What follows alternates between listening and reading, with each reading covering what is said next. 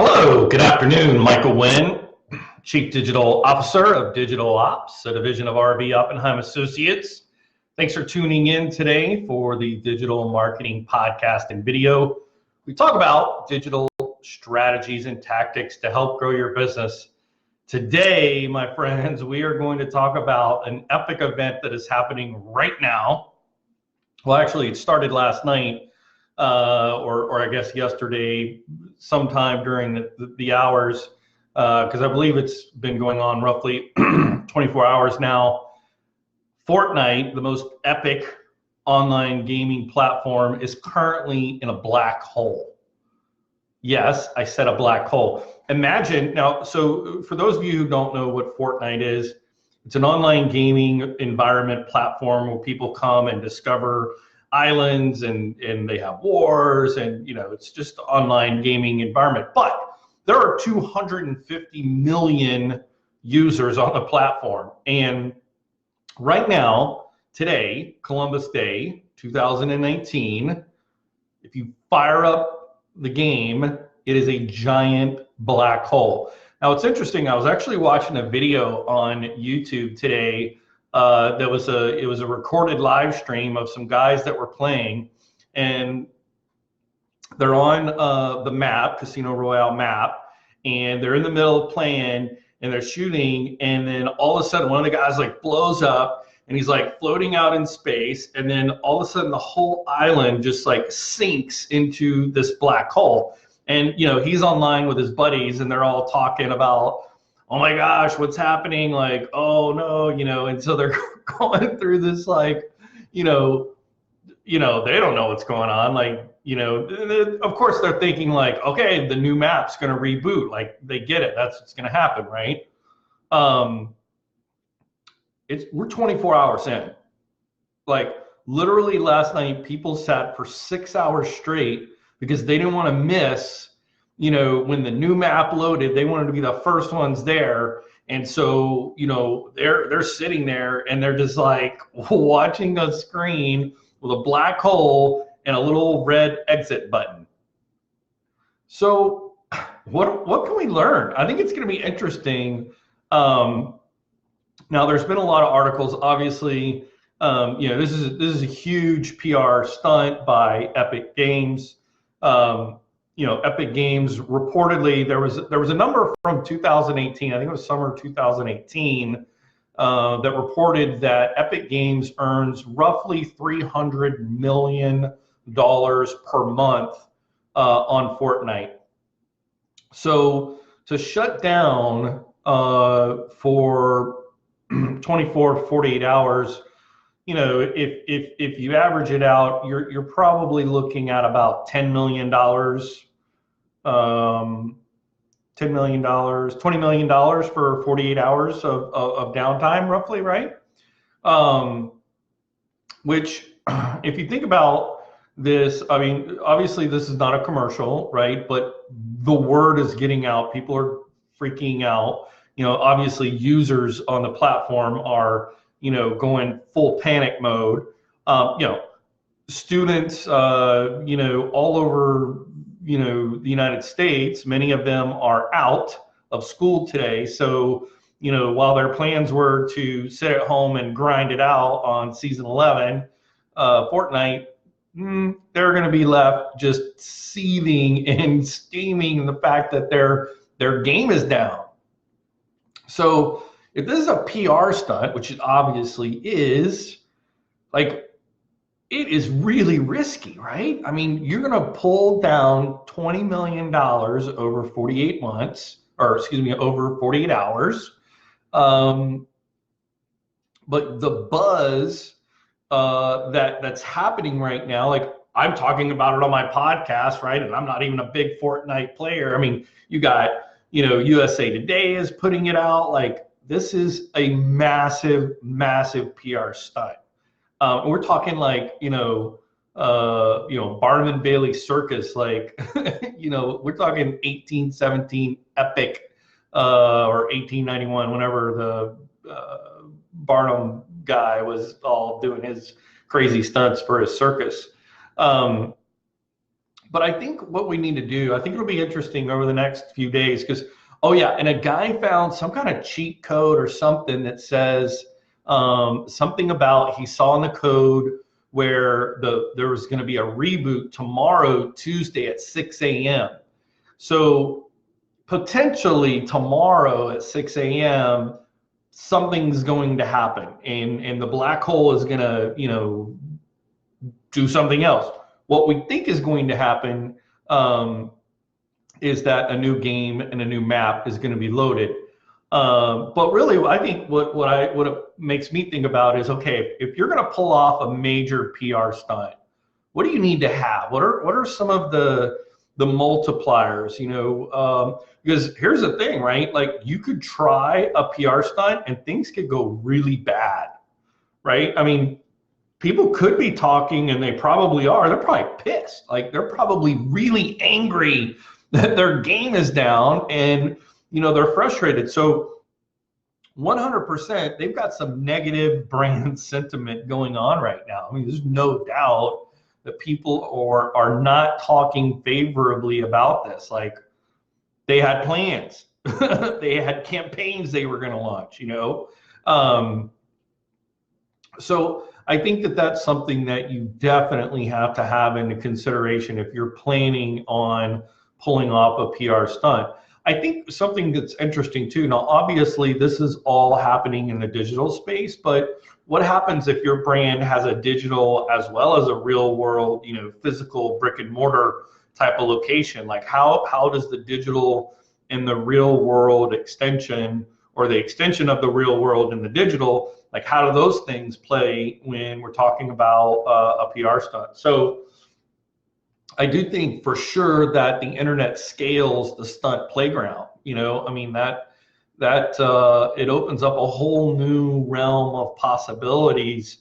On the same flip side, you also need to have a rock solid, like hell in a handbasket plan, right? Like if it all goes to hell in a handbasket, you got to have a plan for, what happens next. But I think all epic stunts, like if you think about it, there are really probably three multipliers that have it. Number one is, first of all, really know and make sure you engage your stunt in the widest possible base. Like it should affect everyone. So, I mean, obviously with, this Fortnite stunt, all 250 million plus users are being affected immediately, right? It's not just a handful or a pocket here or a pocket there.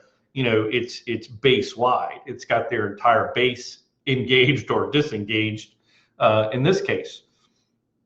I think number two is to tie it to a lasting moment. What I think is very interesting is the fact that here we are on Columbus Day, right? And which celebrates that, Christopher Columbus landed in a new world and explored a new map. Hello, right? If you didn't put those together, like they were planning this, right? This was a day that was mapped out, Ha, did you catch that one? That was planned.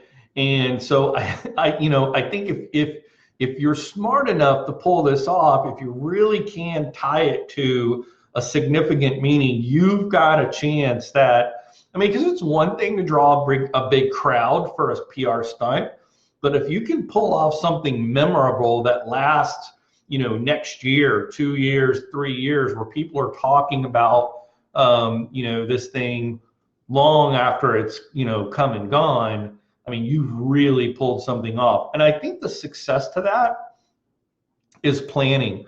I think about, one of the Netflix movies I was watching last month was the Money Heist movie about the film where they rob the Mint in Paris, and how the guy who orchestrated this plan literally planned 6 years in the heist and really kind of thought through everything. And so I think planning, long-term planning, is probably one of the biggest multipliers of a successful PR stunt. Number three is it's got to be bold and daring. Otherwise, you know, it's not going to make that big of a splash, right? I mean, it's got to be fresh. It's got to be fun.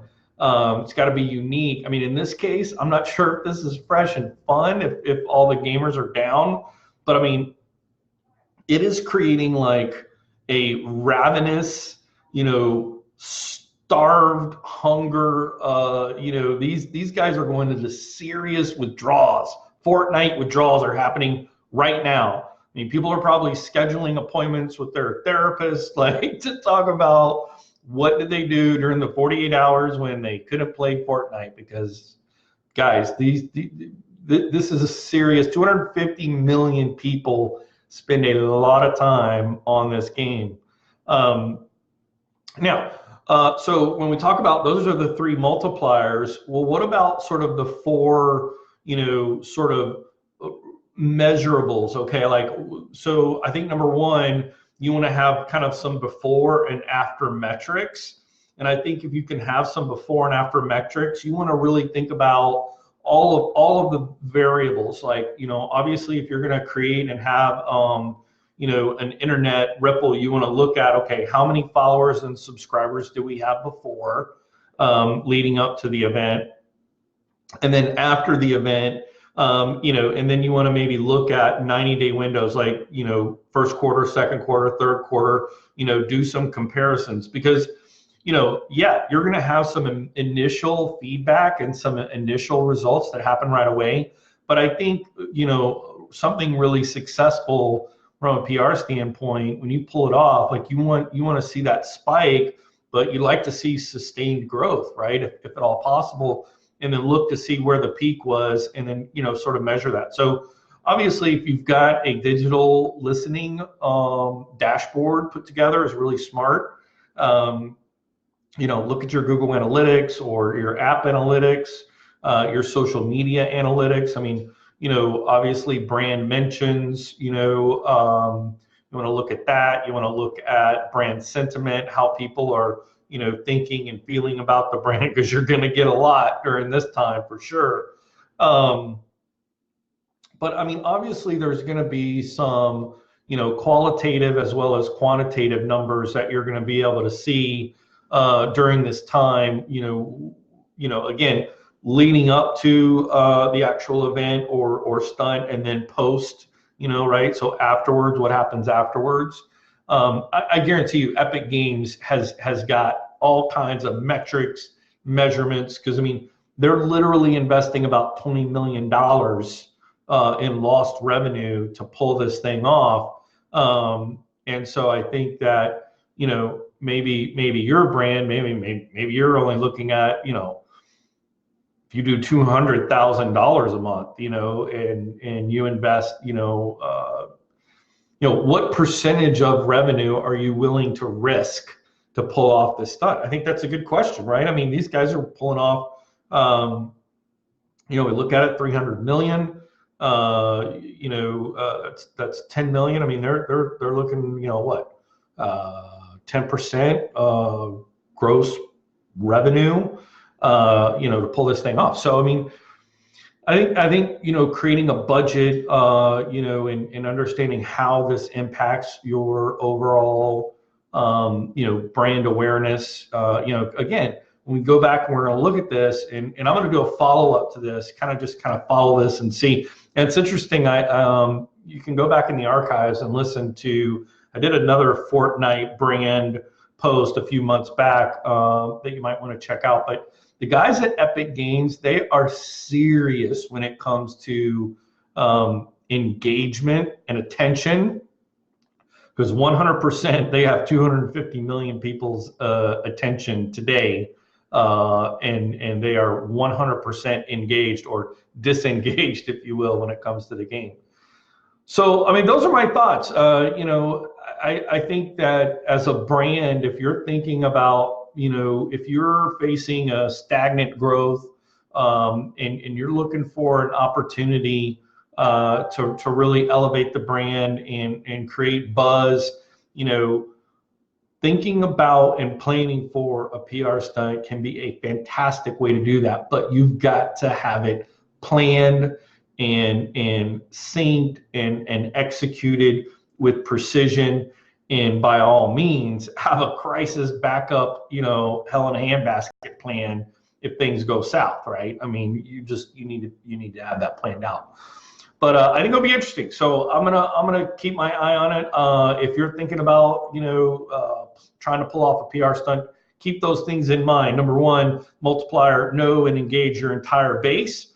Number two, make sure it's tied to a lasting moment. Plan far in advance. Number three, make sure it's bold, daring, fresh, unique, and fun. And then don't forget to measure and record before and after baselines, your brand mentions, brand sentiment.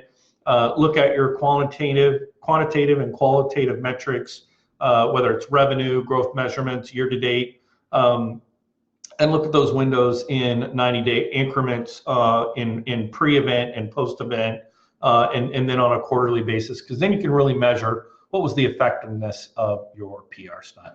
Guys, thanks so much for tuning in today. My name is Michael Wynn. I'm the Chief Digital Officer of Digital Ops, division of RB Oppenheim Associates. Tune in next time for our next episode. Thanks a lot.